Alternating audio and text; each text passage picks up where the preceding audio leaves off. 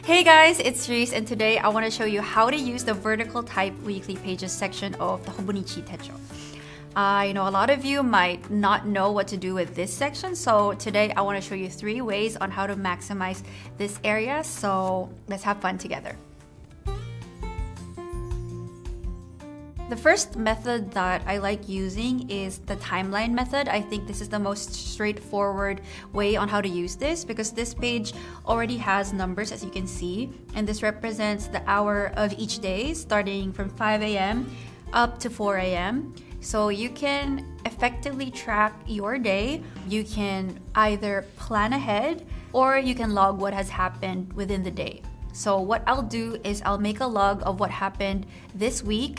I usually look at my phone and look at the places I went to, who I went with, what I discovered, and what I saw. All of these things I want to put into this weekly page. So let's start. If I'm logging, I usually go through my phone to recall my activities for the week. Looking at the calendar and my photo gallery helps, but if you have the Hobonichi app, this information is actually retrieved automatically. I make use of the vertical timeline to plot how my day has gone across the 24 hours. And if I had a meeting at 1 p.m., for example, I will put that next to the corresponding hour on the timeline.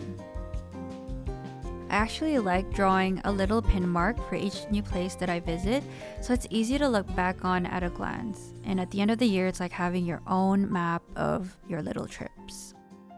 I also take note of the friends that I met, so I have a better idea of where to go and what to do for our next hangout. Since this year, I'm making it a priority to take care of my relationships and be more intentional with how I spend my time, this kind of information is actually really helpful for me.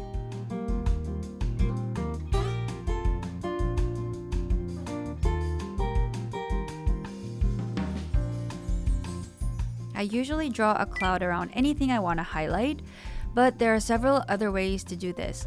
You can use a highlighter, a different colored pen, or a sticky note to add attention to the page. You can even change up your handwriting to separate any important text from the rest of the page. I like tracking my media consumption because there's just so many things that I want to watch and read and do. I like using the leftmost side of the vertical weekly page to collect that information in a simple list. As I keep doing this every week, it's easy to get a picture of what my year looks like in media. And this page is basically done. You don't have to do anything fancy to make this page work for you, but if you like decorating or if you find some time in your week to sit down and put a little bit more into this page, then that's great too. As for me, I'm going to put some color and context into the page with some stamps. I have a couple of situational stamps that I bring out to visually represent my activities, like going to the office, having a meeting, but I also love using stamps freely. If it's cute and if I feel like using it, then it doesn't have to relate to anything that I did at all. This is a good way for me to use what I have, see what I have, and enjoy what I have.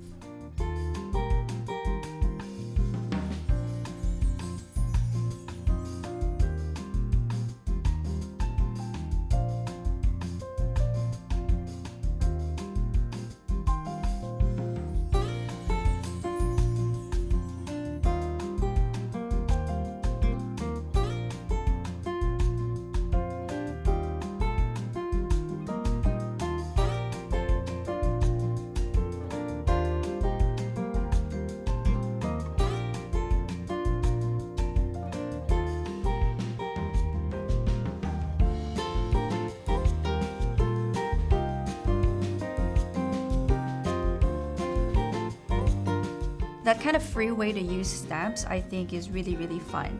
So you can see what you have and you can also see your schedule all in one page.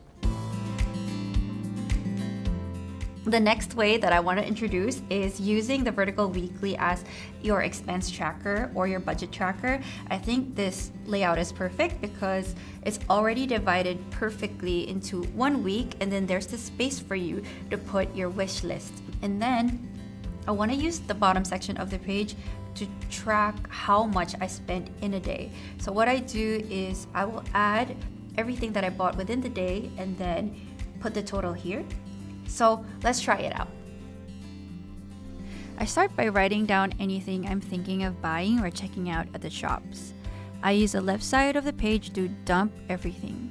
And if you want, you can even divide them in categories, but for me, new things usually come up within the week. So my list ends up being a random mix of food, home stuff, and other things. I think the idea of a wish list is a good practice to have because it gives you direction and purpose. Instead of aimlessly wandering around in shops, you know what you need, you know what has been catching your attention, and you can avoid any impulse purchases. Another benefit of keeping a wish list is having the chance to reflect on how much you really want an item. I don't buy everything that's on my wish list. I tend to let things carry over for weeks, and that time helps me clarify what is necessary and what is a passing whim. For keeping an expense tracker like this, my tip is to just take photos of all your purchases as they're happening. Collect the receipts and schedule a time in your day or week to list everything down. For this layout, I don't use the vertical timeline, but if knowing when you purchase things matter to you, then having the hours of the day is super helpful. Another tip is using a different colored pen for the prices. It's so much easier to add the total amount in the end. I have these border stamps from Hobonichi, and I'll use that to frame my total spend amount every day. This is totally optional. You can use a washi tape or a highlighter to divide the bottom or create a call-out box, or you can even just write it simply. If you can believe it, I have a no-spend day stamp, which to me feels like getting a gold star in school. So for days like this, feel free to use anything that makes you happy, a favorite character sticker, a silly stamp, or even just draw a smiley face. Another idea is using circle stickers as a color system. For example, blue for when you're within your weekly budget, red for when you're over your budget, or green for no spend days. Writing down the total amount every day is a good chance to reflect on your spending habits, so you can keep yourself in check if you have any financial goals for the year.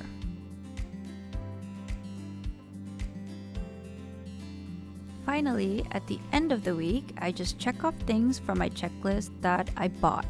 I will cross out anything I no longer want, and I will carry over the remaining items on to the next page. This is what a finished weekly expense tracker looks like. As always, you can make it as simple or as elaborate as you want, but I'm just gonna add a few stamps for decoration because I couldn't resist.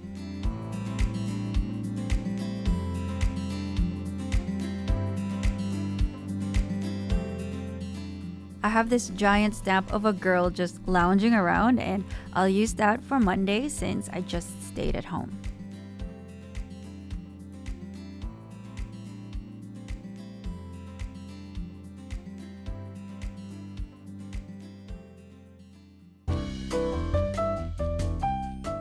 The last layout that I want to show you is a work in progress. It's called the Hobby Tracker. So I love film and TV. I love watching those. I love reading books. I like crafting. I like gaming as well during my free time. And I love journaling, obviously. So those 5 things I want to track within the week. And of course, this list can grow as you grow throughout the year. You can continue to add different hobbies or swap out different hobbies and just assign them different colors. I use the left side of the page as my color legend. I assign colors for each hobby that I want to track, and I leave a bit of space below so at the end of the week, I can track the exact activities I did under each hobby. Then, I will assign each grid box to a color. I'm only tracking 5 hobbies right now, but you can track less or more. Then I would look at my day and use the vertical hours to track how much time I spent on each hobby. On Monday, I watched a film from 9 to 11 p.m., so I'm using the blue highlighter to mark those hours to signify film or TV. And this is optional, but I do like making a memo to give context to whatever activity I did.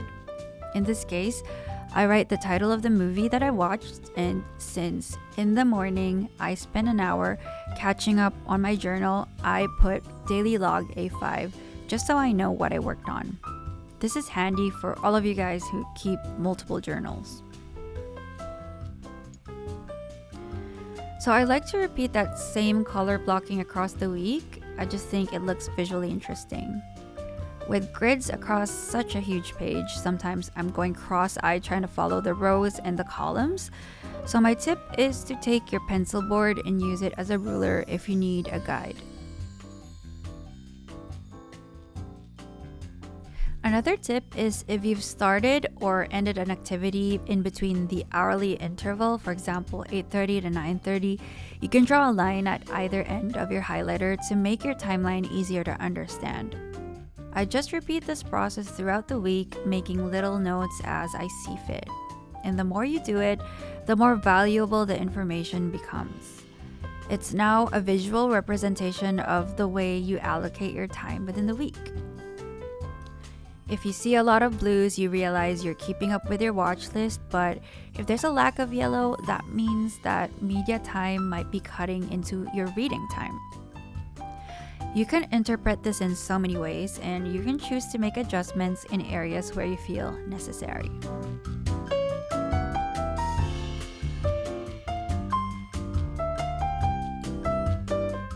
At the end of the week, I update the left side of my tracker with details of my activities, like the media I've consumed, games I've played, books I read, etc. However, feel free to make changes to this part and swap it out for information that you actually want to keep track of. So, this is the finished hobby tracker. The different colors not only look satisfying, but they also help with information retrieval, so I'm really happy with how this turned out. And as with all the other methods I've shown you today, these can be used as tools to track your life, recalibrate, and make more conscious decisions to move towards your short-term goals, your long-term projects, or your life plan. While decorating and making things pretty is really fun, you don't have to do anything special or fancy to make your techo work for you. So this time I introduced you 3 ways on how to use the vertical type weekly pages or the vertical weeklies. I really hope that you enjoyed it, that you found something that you can pick up or you can try for yourself. I would love to hear your feedback. What do you think?